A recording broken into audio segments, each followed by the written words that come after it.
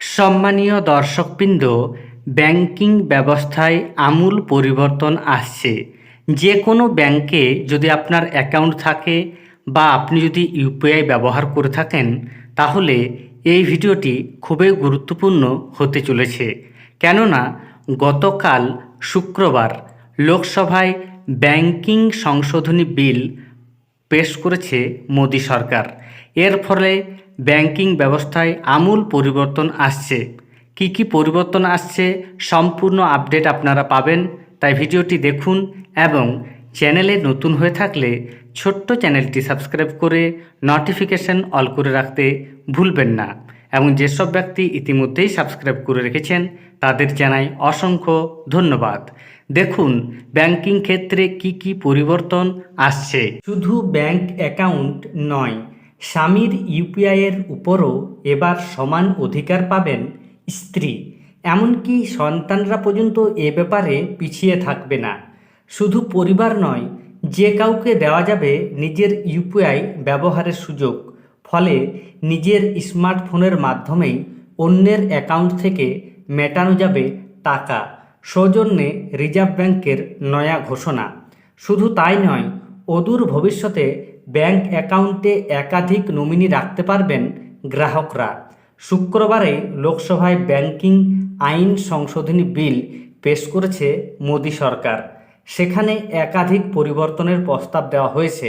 তার মধ্যে অন্যতম, প্রতি অ্যাকাউন্টে নমিনির সংখ্যা একজন থেকে বাড়িয়ে 4 জন পর্যন্ত করা যেতে পারে। এছাড়া সমবায় ব্যাংক আইনেও কিছু সংস্কারের প্রস্তাব দেওয়া হয়েছে। নয়া সংশোধনী প্রসঙ্গে কেন্দ্রীয় অর্থমন্ত্রী নির্মলা সীতারামন জানিয়েছেন, ব্যাংকিং ব্যবস্থাকে উন্নত ও গ্রাহকদের স্বার্থ সুরক্ষিত করতেই এই সংশোধনী আনা হবে। ইউনিফাইড পেমেন্ট ইন্টারফেস বা ইউপিআই হলো একটি তাৎক্ষণিক ডিজিটাল লেনদেন প্রক্রিয়া। মোবাইল অ্যাপের মাধ্যমে যে কোনো জায়গা থেকে এর সাহায্যে ব্যাংক অ্যাকাউন্ট থেকে টাকা ব্যয় বা গ্রহণ করা যায়।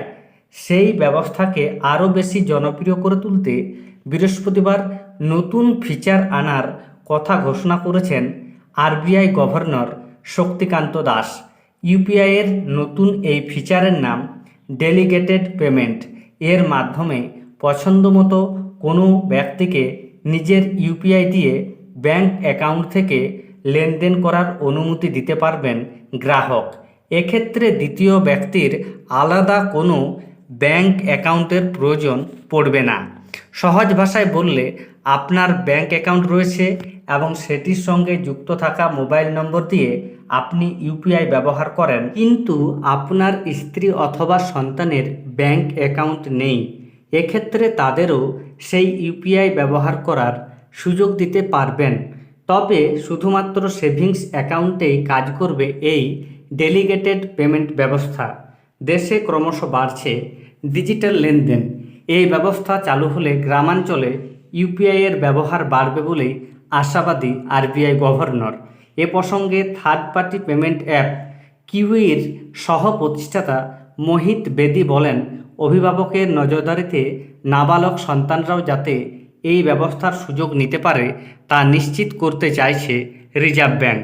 ইউপিআইতে আরও একগুচ্ছ বদল আনার কথা জানিয়েছে আরবিআই। এতদিন পর্যন্ত এই মাধ্যমে কর বাবদ সর্বোচ্চ 1 লক্ষ টাকা জমা করা যেত। এবার সেটা বাড়িয়ে 5 গুণ অর্থাৎ 5 লক্ষ টাকা করার সিদ্ধান্ত নেওয়া হয়েছে।